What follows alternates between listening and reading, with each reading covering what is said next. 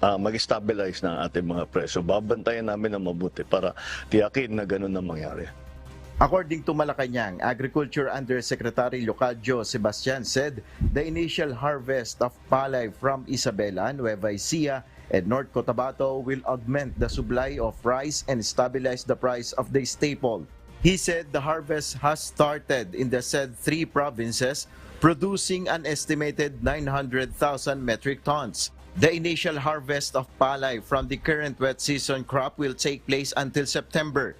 Meanwhile, President Marcos is attributing the high price of rice in the market to expensive farm gate cost.